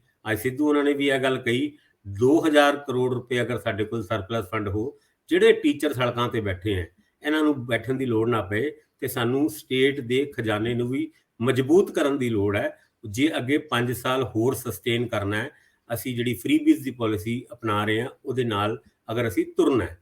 ਗੱਲਾਂ ਤੇ ਬਹੁਤ ਵਧੀਆ ਹੋਈਆਂ ਔਰ ਇਹ ਗੱਲਾਂ ਹੁਣ ਅੱਗੇ ਵੀ ਤੁਰਨਗੀਆਂ। ਹੁਣ 2-3 ਦਿਨ ਬਾਅਦ ਫਿਰ ਕੈਬਨਿਟ ਦੀ ਮੀਟਿੰਗ ਹੋਏਗੀ, ਫਿਰ ਕੋਈ ਤੋਹਫਿਆਂ ਦੀ ਗੱਲ ਹੋਏਗੀ। ਨਹੀਂ ਇਹਦੇ ਚ ਭਾਸਕਰ ਸਾਹਿਬ ਇੱਕ ਚੀਜ਼ ਸ਼ਾਮਲ ਕਰੀਏ। ਦੇਖੋ ਗੱਲ ਏਦਾਂ ਹੈ ਬਈ ਮੁੱਖ ਮੰਤਰੀ ਤਾਂ ਹੋ ਗਏ ਆਪਣੇ ਅਨਿਲ ਕਪੂਰ ਦੀ ਫਿਲਮ ਨਾਇਕ ਵਰਗੇ। ਗੱਲ ਇਹ ਆ ਵੀ ਕਾਰਵਾਈ ਤਾਂ ਉਦਾਂ ਹੀ ਪੈ ਰਹੀ ਆ। ਇੱਕ ਕਾਰਵਾਈ ਰਹਿ ਗਈ ਜਦੋਂ ਮੁੱਖ ਮੰਤਰੀ ਲਾਮ ਲਸ਼ਕਰ ਨਾਲ ਇੱਧਰ ਨੂੰ ਉੱਧਰ ਨੂੰ ਜਾ ਕੇ ਤੇ ਕਈਆਂ ਨੂੰ ਸਜ਼ਾ ਵੀ ਲਾਉਂਦੇ ਸੀ, ਸਜ਼ਾ ਨਹੀਂ ਲੱਗ ਰਹੀ। ਮੈਂ ਛੋਟਾ ਜਿਹਾ ਸਵਾਲ ਤੁਹਾਡੇ ਅੱਗੇ ਰੱਖਦਾ। ਕੱਲ ਮਾਣਯੋਗ ਉੱਚ ਅਦਾਲਤ ਚ, ਮਾਣਯੋਗ ਹਾਈ ਕੋਰਟ ਦੇ ਵਿੱਚ ਇੱਕ ਪਟੀਸ਼ਨ ਗਈ ਆ, ਕਿਸੇ ਸਧਾਰਨ ਵਿਅਕਤੀ ਨੇ ਪਾਈ ਆ ਕਿ ਜਿਹੜਾ ਸਿੰਚਾਈ ਮੰਤਰਾਲੇ ਵਾਲਾ ਸਿੰਚਾਈ ਮਹਿਕਮੇ ਦਾ ਘਪਲਾ ਸੀ ਗੁਰਿੰਦਰ ਸਿੰਘ ਭਾਪਾ ਵਾਲਾ, ਜਿਹਦੇ ਵਿੱਚ 1000 ਕਰੋੜ ਦੀ ਗੱਲ ਹੁੰਦੀ ਰਹੀ, ਜਿਹਦੇ ਵਿੱਚ 2 ਮੰਤਰੀ, ਉਹਨਾਂ ਦੇ ਪੀਏ, ਆਈਐਸ ਅਫਸਰ, ਉਹਨਾਂ ਦੇ ਨਾਮ ਬੋਲਦੇ ਦੱਸੇ ਜਾਂਦੇ ਆ ਤੇ ਜਿਹਦੇ ਤੇ ਨੋਟਿਸ ਹੋ ਗਿਆ ਪੰਜਾਬ ਸਰਕਾਰ ਨੂੰ ਕਿ ਜਿਨ੍ਹਾਂ ਦੇ ਖਿਲਾਫ ਕਾਰਵਾਈ ਕਰਨ ਲਈ ਜਿਹੜੀ ਕੋਈ ਪਰਮਿਸ਼ਨ ਦੀ ਲੋੜ ਦਿੰਦੇ ਕਿਉਂ ਨਹੀਂ। ਮੇਰਾ ਕਹਿਣ ਦਾ ਸਾਫ਼ ਮਤਲਬ ਹੈ ਕਿ ਜਿਨ੍ਹਾਂ ਘੁਟਾਲਿਆਂ ਦੇ ਵਿੱਚ ਮੁੱਖ ਮੰਤਰੀ ਸਾਹਿਬ ਕਾਰਵਾਈ ਹੋ ਸਕਦੀ ਆ, ਝਿਜਕ ਕਾਹਦੀ, ਹਿੱਚ ਕਾਹਦੀ? ਜੇ ਹਰਫਨਮੋਲਾ ਬਣਨਾ ਹੈ, ਜੇ ਕਿਧਰੇ ਨਾਇਕ ਬਣਨਾ ਹੈ ਤਾਂ ਫਿਰ ਬਣੋ, ਕਿਉਂ ਨਹੀਂ ਬਣਦੇ? ਦੂਜੀ ਗੱਲ, ਕੈਪਟਨ ਅਮਰਿੰਦਰ ਸਿੰਘ ਕਹਿੰਦੇ ਆ ਕਿ ਮੇਰੇ ਮੰਤਰੀ, ਮੇਰੇ ਐਮਐਲਏ ਮਾਈਨਿੰਗ 'ਚ ਸ਼ਾਮਲ ਸੀ ਤੇ ਮੁੱਖ ਮੰਤਰੀ ਸਾਹਿਬ ਕੋਲ ਉਹੀ ਇੰਟੈਲੀਜੈਂਸ ਬੈਠੀ ਆ। ਇੱਕ ਦਿਨ ਉਹਨਾਂ ਦੀ ਮੀਟਿੰਗ ਵੀ 2 ਘੰਟੇ ਲਈ ਕਰ ਲੈਣ। ਮੁੱਖ ਮੰਤਰੀ ਚਰਨਜੀਤ ਸਿੰਘ ਚੰਨੀ ਲਈ ਇਹ ਚੁਣੌਤੀ ਆ। ਜੇਕਰ ਇੱਕ ਅੱਧ ਕਾਂ ਮਾਰ ਕੇ ਟੰਗ ਦਿਓਗੇ, ਕਾਂ ਹੁੰਦੀ ਫਿਰਨੀ ਆ। ਪੰਜਾਬ ਨੂੰ ਬੜੀ ਲੋੜ ਜੇ ਤੇ ਸਾਰਾ ਖੇਤ ਉਜਾੜਨ ਵਾਲੇ ਕਾਂ ਜਿਹੜੇ ਨੇ ਉਹਨਾਂ ਚੋਂ ਇੱਕ ਅੱਧੇ ਨੂੰ ਟੰਗੋ ਤਾਂ ਕਿ ਫਸਲ ਬਚ ਜਾਵੇ, ਨਸਲ ਵੀ ਫਸਲ ਵੀ, ਬੜਾ ਕੁਝ ਬਚਾਉਣ ਦੀ ਲੋੜ ਆ। ਭਾਸਕਰ ਸਾਹਿਬ, ਮਾਈਨਿੰਗ ਤੇ ਜੇਕਰ ਇੰਨੀ ਚੋਰ ਬਾਜ਼ਾਰੀ ਹੋਈ ਆ ਤਾਂ ਆ ਪਿਛਲੇ 5-4 ਸਾਲਾਂ ਵਾਲੀ ਜਾਂਚ ਕਰਾ ਲਓ, ਆ ਪਿਛਲੇ 1 ਸਾਲ ਦੀ ਕਰਾ ਲਓ। ਇਹ ਪੈਸੇ ਜਿਹੜੇ ਖਜ਼ਾਨੇ 'ਚ ਨਹੀਂ ਆਏ ਕਿੱਥੇ ਚਲੇ ਗਏ? ਜਿਹੜੇ ਸਿੱਧੂ ਸਾਹਿਬ ਕਹਿੰਦੇ ਆ ਖਜ਼ਾਨੇ 'ਚ ਨਹੀਂ ਆ ਰਹੇ ਪੈਸੇ, ਲੀਕੇਜ ਕਿੱਥੇ ਹੋ ਰਹੀ ਆ? ਕੌਣ ਜਿਹੜਾ ਵਾ ਉਹ ਮਾਫੀਆ ਹੈ? ਕੌਣ ਪੈਸੇ ਰਾਵਾਂ 'ਚ ਲੈ ਜਾਂਦਾ? ਟਰੱਕ ਨੂੰ ਕੌਣ 2000-3000 ਦੀ ਪਰਚੀ ਲਾਉਂਦਾ ਹੈ? ਕੌਣ ਗੁੰਡਾ ਟੈਕਸ ਲਾਉਂਦਾ ਹੈ? ਕਦੇ ਰੋਪੜ ਵੱਲੋਂ, ਕਦੇ ਹਾਈ ਕੋਰਟ ਕਹਿੰਦੀ ਆ, ਕੋਈ ਜਾਂਚ ਦਿੰਦੀ ਆ ਕਿਸੇ ਨੂੰ। ਸੋ ਕਿਉਂ ਨਹੀਂ ਲੱਭਦੇ ਤੁਸੀਂ? ਇੱਕ ਵਾਰੀ ਮੈਨੂੰ ਗੈਰ ਰਸਮੀ ਗੱਲਬਾਤ ਦੇ ਵਿੱਚ ਜਿਹੜੇ ਹੁਣ ਡਿਪਟੀ ਸੀਐਮ ਆ ਸੁਖਜਿੰਦਰ ਸਿੰਘ ਰੰਧਾਵਾ, ਉਹਨਾਂ ਨੇ ਕਿਹਾ ਸੀ ਕਿ ਰੰਧਾਵਾ ਤੁਸੀਂ ਵੀ ਕੈਮਰਿਆਂ ਤੇ ਬੋਲਦੇ ਹੋ, ਕਦੇ ਕੈਮਰੇ ਆਪਣੇ ਭੇਜੋ ਜਰਾ ਰੋਪੜ ਵਾਲੀ ਸਾਈਡ ਤੇ, ਵੇਖੋ ਕਿੰਨੇ ਟਰੱਕ ਕਿੱਧਰ ਨੂੰ ਨਿਕਲਦੇ ਆ ਤੇ ਜਿਹੜੇ ਪਠਾਨਕੋਟ ਤੋਂ ਰਾਤ ਨੂੰ ਲਾਈਨਾਂ ਲਾ ਕੇ ਨਿਕਲਦੇ ਉਹ ਕਿਹਦੇ ਨਿਕਲਦੇ ਆ, ਕੌਣ ਕਰ ਰਿਹਾ ਤੇ ਉੱਥੋਂ ਕੌਣ ਗੁੰਡਾ ਟੈਕਸ ਦੀ ਪਰਚੀ ਕਿਹਦੇ ਘਰ ਵੱਲ ਨੂੰ ਪੈਸੇ ਜਾਂਦੇ ਆ? ਇਹ ਬੜੇ ਵੱਡੇ ਸਵਾਲ ਆ। ਇਹ ਉਹ ਸਵਾਲ ਨੇ ਭਾਸਕਰ ਸਾਹਿਬ ਜਿਹੜੇ ਹੁਣ ਹਰਫਨਮੌਲਾ ਮੁੱਖ ਮੰਤਰੀ ਨੂੰ ਤੇ ਉਹਦੇ ਨਾਲ ਧਾਕੜ ਕਿਸਮ ਦੇ ਪ੍ਰਧਾਨ ਪ੍ਰਦੇਸ਼ ਨੂੰ ਫੜਨੇ ਚਾਹੀਦੇ ਆ। ਉਹ ਫੜ ਲੈਣੇ ਚਾਹੀਦੇ ਆ, ਭਾਵੇਂ ਕੀ ਕਹਿੰਦੇ ਹੁੰਦੇ ਬੁੱਕਲ ਦੇ ਸਾਪੀ ਹੋਣ, ਤੁਹਾਡੀ ਕੱਛ 'ਚ, ਤੁਹਾਡੀ ਗਲਵਕੜੀ 'ਚ ਫਿਰਦੇ ਹੋਣ, ਫੜ ਕੇ ਨੰਗੇ ਕਰ ਦਿਓ। ਜੇ ਸੁਹਿਰਦਤਾ, ਜੇ ਅਗਲੀ ਇਲੈਕਸ਼ਨ ਜਿੱਤਣ ਤੱਕ ਹੈ ਤੇ ਮੁੜ ਕੇ ਐਨਰਜੀ ਨੇ ਠੋਸ ਹੋ ਜਾਣਾ, ਜੇ ਬਹਿ ਜਾਣਾ ਹੈ ਤਾਂ ਫਿਰ ਪਾਣੀ ਦੇ ਬੁਲਬੁਲੇ ਨੂੰ ਕਾਹਤੋਂ ਉਛਾਲੀ ਜਾਂਦੇ ਹੋ, ਸਾਨੂੰ ਐਵੇਂ ਭਰਮ ਚ ਪਾਈ ਜਾਂਦੇ ਹੋ, ਕੀ ਕਹਿੰਦੇ ਹੋ? ਦੇਖੋ, ਜਿੱਥੇ ਫੜਨ ਫੜਾਉਣ ਦੀ ਗੱਲ ਹੈਗੀ ਹੈ, ਉਹਦਾ ਤੇ ਰੀਸੈਂਟਲੀ ਇੱਕ ਕੈਪਟਨ ਅਮਰਿੰਦਰ ਸਿੰਘ ਉਹਨਾਂ ਨੇ ਵੀ ਸੋਨੀਆ ਗਾਂਧੀ ਨੂੰ ਜਿਹੜੀ ਚਿੱਠੀ ਲਿਖੀ ਸੀ, ਉਹਦੇ ਵਿੱਚ ਇਹ ਗੱਲ ਐਡਮਿਟ ਕੀਤੀ ਸੀ ਕਿ ਸਾਡੀ ਪਾਰਟੀ ਦੇ ਵੀ ਕੁਝ ਐਮਐਲਏ ਤੇ ਵਿਧਾਇਕ ਉਹ ਇਲੀਗਲ ਮਾਈਨਿੰਗ ਦੇ ਵਿੱਚ ਲਿਪਤ ਹੈਗੇ ਨੇ। ਉਹਨਾਂ ਨੇ ਤੇ ਇੱਥੇ ਤੱਕ ਕਹਿ ਦਿੱਤਾ ਸੀਗਾ ਕਿ ਮੇਰੇ ਕੋਲ ਲਿਸਟ ਰੈਡੀ ਹੈਗੀ ਹੈ ਔਰ ਮੈਂ ਉਸ ਲਿਸਟ ਨੂੰ ਉਜਾਗਰ ਵੀ ਕਰੂੰਗਾ। ਉਸ ਲਿਸਟ ਨੂੰ ਉਜਾਗਰ ਹੋਣ ਦੀ ਗੱਲ ਤੋਂ ਬਾਅਦ ਪੰਜਾਬ ਦੀ ਸਿਆਸਤ ਦੇ ਵਿੱਚ ਇੱਕ ਖਲਬਲੀ ਜੀ ਮਚ ਗਈ ਸੀ, ਕਿਉਂਕਿ ਜਦੋਂ ਵੀ ਕਿਸੇ ਦੀ ਗੱਲ ਹੁੰਦੀ ਹੈ ਕਿ ਕੌਣ ਇਸ ਇਲੀਗਲ ਮਾਈਨਿੰਗ ਦੇ ਵਿੱਚ ਇਨਵੋਲਵ ਹੈ, ਤਾਂ ਮੈਨੂੰ ਲੱਗਦਾ ਹੈ ਕਿ ਘੱਟ ਤੋਂ ਘੱਟ 35-40 ਐਮਐਲਏਆਂ ਦੇ ਉੱਤੇ ਉਂਗਲ ਉੱਠਦੀ ਹੈ। ਦੁਆਬੇ ਤੋਂ ਲੈ ਕੇ ਮਾਝੇ ਤੋਂ ਲੈ ਕੇ ਮਾਲਵੇ ਤੋਂ ਜਿੱਥੇ ਵੀ ਦਰਿਆ ਜਾਂਦਾ ਹੈ, ਉਹਦੇ ਨਾਲ ਲੱਗਦੇ ਹਲਕਿਆਂ ਦੇ ਵਿੱਚ ਐਮਐਲਏਆਂ ਦੀ ਇਨਵੋਲਵਮੈਂਟ ਉਸ ਇਲੀਗਲ ਮਾਈਨਿੰਗ ਦੇ ਵਿੱਚ ਪਾਈ ਜਾਂਦੀ ਹੈ, ਜਾਂ ਉਹ ਡਾਇਰੈਕਟਲੀ ਆਪ ਕਰਦੇ ਨੇ ਜਾਂ ਫਿਰ ਉਹਨਾਂ ਨੂੰ ਪ੍ਰੋਟੈਕਸ਼ਨ ਦਿੰਦੇ ਨੇ। ਹੁਣ ਕਿਹਨੂੰ ਫੜੋਗੇ? ਅੱਧੀ ਕਾਂਗਰਸ, ਅੱਧਾ ਅਕਾਲੀ ਦਲ ਤੇ ਤਕਰੀਬਨ ਮੈਂ ਪੂਰਾ ਵੀ ਕਵਾਂ ਤੇ ਇਹ ਤੇ ਫਿਰ ਸਾਰਿਆਂ ਨੂੰ ਫੜ ਕੇ ਅੰਦਰ ਕਰਨਾ ਪੈਣਾ ਤੇ ਕੰਮ ਤੇ ਬੜਾ ਔਖਾ ਹੈ। 30 ਕੁ ਬੰਦਿਆਂ ਦੀ ਲਿਸਟ ਕੈਪਟਨ ਅਮਰਿੰਦਰ ਸਿੰਘ ਲੈ ਕੇ ਬੈਠੇ ਨੇ, 40 ਕੁ ਬੰਦਿਆਂ ਦੀ ਲਿਸਟ ਭਾਵੇਂ ਦੂਜੀ ਪਾਰਟੀਆਂ ਦੀ ਹੋਣ, ਉਹ ਚੰਨੀ ਉਹਨਾਂ ਵੀ ਲੈ ਕੇ ਬੈਠੇ ਨੇ। ਉਹਦੇ ਵਿੱਚ ਨਾ ਕਈ ਵਾਰ ਆਪਣੇ ਵੀ ਨਜ਼ਰ ਆਉਂਦੇ ਨੇ। ਜਿਹੜੇ ਲਿਸਟ ਰਿਲੀਜ਼ ਕਰਨ ਦੀ ਗੱਲ ਕਰਦੇ ਨੇ, ਉਹਨਾਂ ਨੂੰ ਕਿਸੇ ਨਾ ਕਿਸੇ ਜਗ੍ਹਾ ਉਸ ਲਿਸਟ ਦੇ ਵਿੱਚ ਆਪਣਾ ਨਾਂ ਵੀ ਦੇਖਣ ਨੂੰ ਮਿਲ ਜਾਂਦਾ ਤੇ ਫਿਰ ਉਹ ਉਸ ਗੱਲ ਦੇ ਉੱਤੇ ਅੱਗੇ ਵਧਣ ਤੋਂ ਪਿੱਛਾ ਹਟ ਜਾਂਦੇ ਨੇ। ਚਲੋ ਇਹ ਗੱਲ ਤੇ ਹੋ ਜਾਏਗੀ, ਫਿਰ ਹਾਲ ਲੋਕਾਂ ਨੂੰ ਰਾਹਤ ਮਿਲ ਗਈ। ਜੇ 5.5 ਰੁਪਏ ਰੇਤਾ ਦਾ ਰੇਟ ਫਿਕਸ ਹੋ ਗਿਆ, ਲੋਕਾਂ ਨੂੰ ਮਿਲਣਾ ਸ਼ੁਰੂ ਹੋ ਗਿਆ, ਤੇ ਲੋਕਾਂ ਵਾਸਤੇ ਇਹ ਵੀ ਇੱਕ ਦੀਵਾਲੀ ਦੀ ਸੌਗਾਤ ਹੋਏਗੀ। ਇਹ ਕਿੰਨੇ ਦਿਨ ਚੱਲਦਾ ਹੈ, ਕਿੰਨੇ ਦਿਨ ਤੱਕ ਇਹ ਇੰਪਲੀਮੈਂਟ ਹੁੰਦਾ ਹੈ, ਭਾਵੇਂ ਉਹਨਾਂ ਨੇ ਮੁੱਖ ਮੰਤਰੀ ਨੇ ਕਿਹਾ ਕੱਲ ਤੋਂ ਹੀ ਲਓ, ਪਰ ਇੰਪਲੀਮੈਂਟ ਹੁੰਦੇ ਹੋਏ ਜਿਹੜੀ ਵੱਡੀਆਂ ਮੱਛੀਆਂ ਹੈ, ਜਿਹੜੇ ਇਸ ਕਾਰੋਬਾਰ ਦੇ ਵਿੱਚ ਕਈ ਸਾਲਾਂ ਤੋਂ ਹੈ, ਉਹਨਾਂ ਨੂੰ ਗੁੰਡਾ ਟੈਕਸ ਲੈਣ ਦੀ ਵੀ ਆਦਤ ਪਈ ਹੋਈ ਹੈ ਤੇ ਗੁੰਡਾ ਟੈਕਸ ਦੇਣ ਦੀ ਵੀ ਆਦਤ ਪਈ ਹੋਈ ਹੈ। ਭਾਸਕਰ ਸਾਹਿਬ ਭਾਸਕਰ ਸਾਹਿਬ, ਤੁਹਾਨੂੰ ਯਾਦ ਹੈ ਜਦੋਂ ਪਿੱਛੇ ਇੱਕ ਐਮਐਲਏ ਦਾ ਇਧਰ ਮਕੇਰੀਆਂ ਵਾਲੀ ਸਾਈਡ ਤੋਂ ਕ੍ਰੈਸ਼ਰ ਫੜ ਲਿਆ ਸੀ ਤੇ ਉਹਨਾਂ ਨੇ 8-10 ਨਾਂ ਦੇ ਦਿੱਤੇ ਸੀ ਦੋਵਾਂ ਪਾਰਟੀਆਂ ਦੇ ਬੰਦਿਆਂ ਦੇ? ਉਦੋਂ ਬੜਾ ਰੌਲਾ ਪਿਆ ਸੀ, ਇੰਜ ਲੱਗਣ ਲੱਗਿਆ ਸੀ ਜਾਂਚ ਹੋਊਗੀ, ਬੜੇ ਬੰਦੇ ਨੰਗੇ ਹੋਣਗੇ, ਤੇ ਉਸ ਤੋਂ ਥੋੜੇ ਦਿਨਾਂ ਬਾਅਦ ਉਹ ਸੁਰਖੀ ਠੱਪ ਹੋ ਗਈ ਕਿਉਂਕਿ ਇੱਕ ਵਿਧਾਇਕ ਦੇ ਪੁੱਤਰ ਨੇ ਉਹ ਸਭ ਰਿਵੀਲ ਕਰਤਾ ਸੀ। ਅਕਾਲੀਆਂ ਦੇ ਵੀ ਕੁਝ ਨਾਂ ਆਏ ਸੀ, ਕਾਂਗਰਸ ਦੇ ਵੀ ਕੁਝ ਨਾਂ ਆਏ ਸੀ, ਤੇ ਫਿਰ ਮੁੱਖ ਮੰਤਰੀ ਕੈਪਟਨ ਅਮਰਿੰਦਰ ਸਿੰਘ ਚੁੱਪ ਜੇ ਕਰ ਗਏ। ਮੈਂ ਜਿਹੜੀ ਗੱਲ ਤੁਹਾਨੂੰ ਸੁਖਜਿੰਦਰ ਸਿੰਘ ਰੰਧਾਵਾ ਵਾਲੀ ਕਹਿ ਰਿਹਾ, ਇਹ ਉਦੋਂ ਦੀ ਹੈ ਜਦੋਂ ਮੁੱਖ ਮੰਤਰੀ ਕੈਪਟਨ ਅਮਰਿੰਦਰ ਸਿੰਘ ਸੀਗੇ। ਇਹ ਗੈਰ ਰਸਮੀ ਗੱਲਬਾਤ ਉਹਨਾਂ ਨੇ ਉਦੋਂ ਕੀਤੀ, ਮਹੀਨਿਆਂ ਪਹਿਲਾਂ ਦੀ ਗੱਲ ਆ। ਸੋ ਅੱਜ ਦੇ ਦਿਨ 'ਚ ਸਭ ਤੋਂ ਵੱਡਾ ਸਵਾਲ ਤਾਂ ਇਹੀ ਹੈ ਕਿ ਜਦੋਂ ਮੁੱਖ ਮੰਤਰੀ ਅਨਾਉਂਸਮੈਂਟ ਕਰ ਰਹੇ ਨੇ ਕਿ 2 ਦਿਨ ਬਾਅਦ 11 ਤਰੀਕ ਵਾਲੇ ਦਿਨ ਅਸੀਂ BSF ਦੇ ਮਾਮਲੇ 'ਚ ਵੀ ਕੁਝ ਵਿਧਾਨ ਸਭਾ 'ਚ ਲੈ ਕੇ ਆ ਰਹੇ ਹਾਂ ਮਤਾ ਜਾਂ ਕੁਝ ਹੋਰ, ਔਰ ਉਹ ਕਿਸਾਨ ਮਸਲੇ ਜਿਹੜੇ ਕਾਲੇ ਕਾਨੂੰਨਾਂ ਦਾ ਜ਼ਿਕਰ ਕਰਦੇ ਆ, ਉਹਦੇ 'ਚ ਥੋੜਾ ਦੱਬੀ ਜ਼ਬਾਨ 'ਚ ਆਉਂਦੇ ਆ। ਉਹ ਕਹਿੰਦੇ ਆ ਅਸੀਂ ਕੁਝ ਮਤੇ ਲੈ ਰਹੇ ਹਾਂ, ਕੁਝ ਕਾਨੂੰਨ ਬਣਾ ਰਹੇ ਹਾਂ। ਇਹ ਤਾਂ ਮਤਲਬ ਅਜੇ ਅਸਮੰਜਸ ਹੈ, ਅਜੇ ਉਹਨਾਂ ਨੂੰ ਵਕੀਲਾਂ ਨੇ ਪੂਰੀ ਤਰ੍ਹਾਂ ਦੱਸਿਆ ਨਹੀਂ ਕਿ ਉਹ ਕੀ ਕੇਂਦਰ ਵਾਲੇ ਕਾਨੂੰਨਾਂ ਨੂੰ ਰੱਦ ਕਰ ਸਕਦੇ ਕਿ ਨਹੀਂ। ਤੁਹਾਨੂੰ ਯਾਦ ਹੋਣਾ ਅਸੀਂ ਪਿਛਲੀ ਵਾਰੀ ਇਹ ਗੱਲ ਕੀਤੀ ਸੀ ਕਿ ਜਿਹੜੇ ਕਾਨੂੰਨ ਖੇਤੀਬਾੜੀ 'ਚ ਬਣੇ ਹੀ ਨਹੀਂ ਗੇ, ਜਿਹੜੇ ਟ੍ਰੇਡ ਐਂਡ ਕਮਰਸ ਵਿੱਚ ਬਣੇ ਆ, ਉਹਨਾਂ ਨੂੰ ਤੁਸੀਂ ਸਟੇਟ ਸਬਜੈਕਟ ਵਜੋਂ ਕਿਵੇਂ ਰੱਦ ਕਰ ਸਕਦੇ ਹੋ, ਔਰ ਕੇਂਦਰ ਦੇ ਕਾਨੂੰਨ ਨੂੰ ਸਟੇਟ ਅਸੈਂਬਲੀ ਰੱਦ ਕਰ ਵੀ ਸਕਦੀ ਹੈ ਕਿ ਨਹੀਂ ਕਰ ਸਕਦੀ। ਇਹ ਬੜੇ ਕਾਨੂੰਨੀ ਨੁਕਤੇ ਆ। ਮੇਰੇ ਖਿਆਲ ਮੁੱਖ ਮੰਤਰੀ ਆਪਣੇ ਵਕੀਲਾਂ ਦੀ ਜਿਹੜੇ ਮਸ਼ਹੂਰ ਕਾਨੂੰਨੀ ਹੈਗੇ ਉਹਨਾਂ ਦੀ ਸਲਾਹ ਲੈ ਰਹੇ ਹੋਣਗੇ, ਉਹਦੇ ਉੱਤੇ ਉਹ ਖੁੱਲ ਕੇ ਨਹੀਂ ਬੋਲੇ। ਪਰ 11 ਤਰੀਕ ਨੂੰ ਬਿੱਲ ਆ ਰਹੇ ਆ, ਬਿਜਲੀ ਸਮਝੌਤਿਆਂ ਨਾਲ ਸੰਬੰਧਿਤ ਬਿੱਲ ਵੀ ਆ ਰਹੇ ਆ, ਇਹ ਵੀ ਉਹਨਾਂ ਨੇ ਕਿਹਾ। ਹੁਣ ਬਿਜਲੀ ਸਮਝੌਤਿਆਂ ਦੇ ਵਿੱਚ ਟ੍ਰਿਬਿਊਨਲ ਵੀ ਰੋਕਾਂ ਲਾ ਰਹੇ ਆ, ਹਾਈ ਕੋਰਟਾਂ ਨੇ ਵੀ ਰੋਕਾਂ ਲਾਉਣੀਆਂ, ਕਿਉਂਕਿ ਉਹ ਜਿਹੜੇ ਐਗਰੀਮੈਂਟਸ ਦੇ ਵਿੱਚ ਲਿਖੇ ਹੋਏ ਨੇ, ਜਿਹੜੇ ਕਥਨ ਨੇ, ਜਿਹੜੇ ਡਾਢਿਆਂ ਨੇ ਲਿਖੇ ਤੇ ਲਿਖਾਏ ਨੇ, ਜਿਨ੍ਹਾਂ 'ਚ ਪੋਲੀਟੀਸ਼ੀਅਨ ਵੀ ਸ਼ਾਮਲ ਨੇ, ਬਿਊਰੋਕ੍ਰੇਸੀ ਵੀ ਸ਼ਾਮਲ ਹੈ, ਟੈਕਨੋਕ੍ਰੇਟਸ ਵੀ ਸ਼ਾਮਲ ਹੈ, ਇੰਜੀਨੀਅਰ ਵੀ ਸ਼ਾਮਲ ਹੈ, ਜਿਨ੍ਹਾਂ ਨੇ ਬੜੇ ਸੋਚ ਸਮਝ ਕੇ ਲਿਖੇ ਹੋਣਗੇ, ਜਿਨ੍ਹਾਂ ਨੇ ਹਜ਼ਾਰਾਂ ਕਰੋੜ ਲਾਉਣੇ ਸੀ, ਉਹਨਾਂ ਕੋਲ ਵੀ ਬਹੁਤ ਕੁਝ ਰਾਹ ਰਸਤੇ ਹੋਣਗੇ। ਮੈਨੂੰ ਲੱਗਦਾ ਚੰਨੀ ਸਾਹਿਬ ਆਪਣੀ ਚਾਲ ਚੱਲਦੇ ਜਾਣਗੇ, ਲੋਕਾਂ ਦੇ ਰਾਹ ਬੰਦ ਕਰਦੇ ਜਾਣਗੇ। ਪਰ ਜਿੱਥੇ ਮੈਂ ਖੜਾ ਹੁਣ ਕਿ ਸੁਖਬੀਰ ਬਾਦਲ ਬੱਸ ਭਰ ਕੇ ਚਲੇ ਗਏ ਇੱਕ ਮੰਦਰ ਵਾਲੀ ਸਾਈਡ ਨੂੰ, ਕਿਉਂ ਸਾਲਾਸਰ, ਸ਼ਾਇਦ ਮੈਂ ਨਾ ਗਲਤ ਲੈ ਲਾਂ ਕਿਉਂਕਿ ਰਾਜਸਥਾਨ ਦੇ ਵਿੱਚ ਮੰਦਰ ਹੈਗਾ ਜੀ ਕਿਸੇ ਵੇਲੇ ਬਾਲਾ ਜੀ ਦਾ ਮੰਦਿਰ, ਕਿਸੇ ਵੇਲੇ ਧਾਰਮਿਕ ਭਾਵਨਾਵਾਂ ਦਾ ਮਾਮਲਾ, ਕੁਛ ਛੋਟੀ ਜਿਹੀ ਉਕਾਈ ਨਾਲ ਵੀ ਬੰਦਾ ਜਿਹੜਾ ਉਹ ਗਲਤੀ ਖਾ ਜਾਂਦਾ। ਸੋ ਅਸੀਂ ਨਹੀਂ ਚਾਹੁੰਦੇ, ਕਿਉਂਕਿ ਧਰਮ ਹਰੇਕ ਦਾ ਹੱਕ ਹੈ ਤੇ ਉਹਨੂੰ ਉਹ ਜਿਵੇਂ ਮਰਜ਼ੀ ਅੱਗੇ ਲੈ ਕੇ ਚੱਲ ਸਕਦਾ, ਮੈਂ ਹੋਵਾਂ ਤੁਸੀਂ ਹੋਵੋ। ਤੇ ਦੂਜੀ ਗੱਲ, ਨਵਜੋਤ ਸਿੰਘ ਸਿੱਧੂ ਕਰਤਾਰਪੁਰ ਸਾਹਿਬ ਦੇ ਲਾਂਘੇ ਲਈ ਅਰਦਾਸ ਕਰਨ ਚਲੇ ਗਏ। ਰਣਨੀਤੀਕਾਰ ਆਖਦੇ ਨੇ ਕਿ ਵੋਟਾਂ ਇੱਥੇ ਵੀ ਪਈਆਂ, ਵੋਟਾਂ ਇੱਥੇ ਵੀ ਪਈਆਂ, ਵੋਟਾਂ ਇੱਥੇ ਵੀ ਪਈਆਂ। ਪਿੱਛੇ ਸਿੱਧੂ ਸਾਹਿਬ ਚਿੰਤਪੁਰਨੀ ਚਲੇ ਗਏ ਸੀਗੇ, ਫਿਰ ਕੇਦਾਰਨਾਥ ਮੁੱਖ ਮੰਤਰੀ ਔਰ ਸਿੱਧੂ ਸਾਹਿਬ ਇਕੱਠੇ ਚਲੇ ਗਏ ਸੀਗੇ, ਔਰ ਰਾਣਾ KP ਸਾਹਿਬ ਸਪੀਕਰ ਮਾਨਯੋਗ ਉਹ ਵੀ ਚਲੇ ਗਏ ਸੀਗੇ। ਹੁਣ ਮੈਂ ਸਿਰਫ ਇਹ ਪੁੱਛਦਾ ਕਿ ਸਿਰਫ ਹਿੰਦੂ ਵੋਟ ਤੇ ਕੇਂਦਰਿਤ ਹੋ ਗਏ ਰਣਨੀਤੀਕਾਰ, ਕਿਉਂਕਿ ਮੈਨੂੰ ਲੱਗਦਾ ਕਿ ਸੁਖਬੀਰ ਵੀ ਉਹੀ ਕਰ ਰਹੇ ਆ ਜਿਹੜੇ ਉਹਨਾਂ ਦੇ ਮਹਿੰਗੇ ਮੁੱਲ ਦੇ ਰਣਨੀਤੀਕਾਰ ਕਹਿ ਰਹੇ ਆ, ਤੇ ਕਾਂਗਰਸ ਨੂੰ ਵੀ ਇਸ਼ਾਰਾ ਕਿਧਰੋਂ ਮਿਲਦਾ, ਫਿਰ ਹੀ ਗੱਲ ਚੱਲਦੀ ਆ।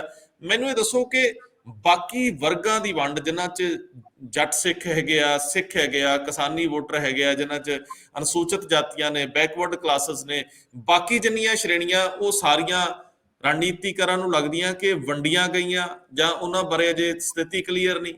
ਜਿਹੜੀ ਹਿੰਦੂ ਸ਼ਹਿਰੀ ਵੋਟ ਆ ਉਹ ਇੱਕ ਮੁੱਠ ਲੱਗਦੀ ਆ, ਕੰਸੋਲੀਡੇਟ ਹੋ ਸਕਦੀ ਹੈ, ਇਸ ਕਰਕੇ ਸਾਰੀਆਂ ਪਾਰਟੀਆਂ ਉਹਨੂੰ ਭਣਾਉਣ ਲਈ ਤੁਰੀਆਂ ਫਿਰਦੀਆਂ। ਤੇ ਮੈਨੂੰ ਤਾਂ ਇਹ ਵੀ ਪਤਾ ਹੈ ਕਿ ਜਿਹੜਾ ਹਿੰਦੂ ਵੋਟਰ ਹੈ, ਸ਼ਹਿਰੀ ਵੋਟਰ ਹੈ, ਕਾਰਖਾਨੇਦਾਰ ਹੈ, ਕਾਰੋਬਾਰੀ ਹੈ, ਉਹ ਸਿਆਣਾ ਵੀ ਬੜਾ ਹੁੰਦਾ, ਉਹ ਵੀ ਵੇਖਦਾ ਕਿ ਸਰਕਾਰ ਕਿਹਦੀ ਆਉਣੀ ਆ ਜਾਂ ਕਿੱਥੋਂ ਸਾਨੂੰ ਫਾਇਦਾ ਹੋਊਗਾ। ਉਹ ਤਾਂ ਸਭ ਤੋਂ ਜ਼ਿਆਦਾ ਕੈਲਕੂਲੇਟਡ ਹੁੰਦਾ।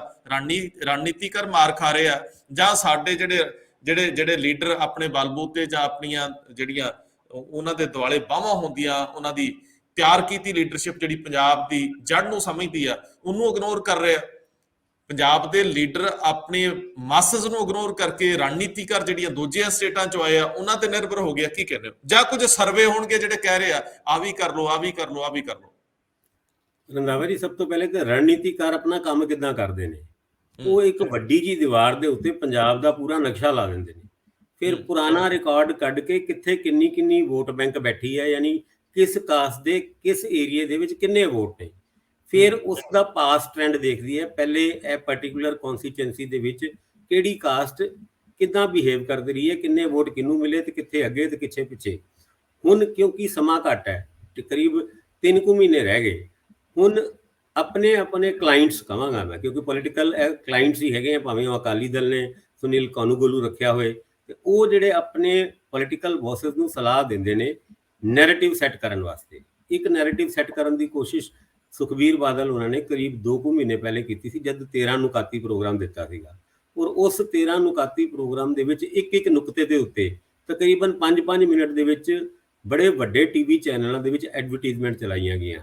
ਮੇਰੇ ਖਿਆਲ ਨਾਲ ਕਰੋੜਾਂ ਰੁਪਏ ਤੇ ਉਸ ਐਡਵਰਟਾਈਜ਼ਮੈਂਟ ਤੇ ਖਰਚ ਕਰ ਦਿੱਤੇ ਗਏ। ਪਰ ਅੱਜ ਉਹ ਐਡਵਰਟਾਈਜ਼ਮੈਂਟ ਵੀ ਗਾਇਬ ਹੈ।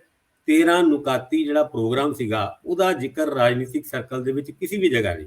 ਯਾਨੀ ਰਾਜਨੀਤੀ ਦੇ ਵਿੱਚ ਕਿਹੜਾ ਤੀਰ ਕਦੋਂ ਚਲਾਉਣਾ ਹੈ ਉਹ ਤੁਹਾਨੂੰ ਇੱਕ ਸੈੱਟ ਕਰਨਾ ਪੈਂਦਾ, ਕਿਉਂਕਿ ਕੇਜਰੀਵਾਲ ਉਹਨਾਂ ਨੇ ਵੀ ਗਰੰਟੀਆਂ ਦੀ ਬਾਰਿਸ਼ ਕਰਨ ਦੀ ਕੋਸ਼ਿਸ਼ ਕੀਤੀ ਸੀ। ਇੱਕ ਗਰੰਟੀ ਦਿੱਤੀ ਬਿਜਲੀ ਦੀ, ਦੂਜੀ ਦਿੱਤੀ ਸਿਹਤ ਸੁਵਿਧਾਵਾਂ ਦੀ, ਤੇ ਫਿਰ ਉਸ ਤੋਂ ਬਾਅਦ ਉਹ ਵਪਾਰੀਆਂ ਨੂੰ ਹੀ ਮਿਲਦੇ ਰਹੇ।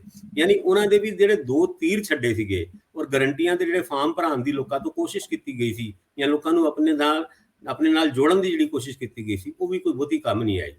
ਹੁਣ ਪਤਾ ਇਹ ਲੱਗਿਆ ਕਿ ਸਾਰੀ ਪੋਲੀਟੀਕਲ ਪਾਰਟੀਆਂ ਇਸ ਕੋਸ਼ਿਸ਼ ਦੇ ਵਿੱਚ ਹੈ ਕਿ ਇਸ ਟਾਈਮ ਹਿੰਦੂ ਵੋਟ ਕਿੱਥੇ ਖੜੇਗਾ, ਕਿਉਂਕਿ ਕੈਪਟਨ ਅਮਰਿੰਦਰ ਸਿੰਘ ਦਾ ਇਹ ਕਹਿਣਾ ਕਿ ਕਿਸਾਨਾਂ ਦੇ ਮਸਲੇ ਦਾ ਹੱਲ ਹੋਣ ਤੋਂ ਬਾਅਦ ਮੈਂ ਭਾਜਪਾ ਦੇ ਨਾਲ ਸੀਟ ਐਡਜਸਟਮੈਂਟ ਕਰੂੰਗਾ, ਤੇ ਕਿਸੇ ਨਾ ਕਿਸੇ ਜਗ੍ਹਾ ਇਹ ਗੱਲ ਦੇਖੀ ਜਾ ਰਹੀ ਹੈ ਕਿ ਜਿਹੜਾ ਹਿੰਦੂ ਵੋਟ ਹੈ ਸ਼ਹਿਰਾਂ ਦੇ ਵਿੱਚ ਬੈਠਾ ਹੈ ਉਹ ਕਿਸ ਤਰੀਕੇ ਨਾਲ ਬਿਹੇਵ ਕਰੇਗਾ। ਔਰ ਸਾਰੀ ਪੋਲੀਟੀਕਲ ਪਾਰਟੀਆਂ ਇਹਦੇ ਉੱਤੇ ਆਪਣੀ ਰਣਨੀਤੀ ਤਿਆਰ ਕਰ ਰਹੀਆਂ, ਔਰ ਉਸ ਰਣਨੀਤੀ ਦਾ ਹਿੱਸਾ ਅੱਜ ਦੇਖਿਆ ਗਿਆ ਜਦ ਬਾਲਾਜੀ ਮੰਦਿਰ ਵੱਲ ਬਾਦਲ ਪਿੰਡ ਤੋਂ ਬੱਸ ਭਰ ਕੇ ਉਹ ਸੁਖਬੀਰ ਬਾਦਲ ਸਭ ਤੋਂ ਅੱਗੇ ਵਾਲੀ ਸੀਟ ਤੇ ਬਹਿ ਕੇ ਉਹ ਬਾਲਾਜੀ ਮੰਦਿਰ ਗਏ। ਇਹ ਵੀ ਬਾਲਾਜੀ ਇੱਕ ਬੜਾ ਵੱਡਾ ਹਿੰਦੂਆਂ ਦਾ ਮੰਦਿਰ ਹੈ। ਜਦ ਹਨੂਮਾਨ ਜੀ ਛੋਟੇ ਹੁੰਦੇ ਸੀਗੇ, ਉਹਨਾਂ ਦਾ ਇੱਕੋ ਇੱਕ ਬੜਾ ਵੱਡਾ ਮੰਦਿਰ ਉੱਥੇ ਰਾਜਸਥਾਨ ਦੇ ਵਿੱਚ ਹੈਗਾ।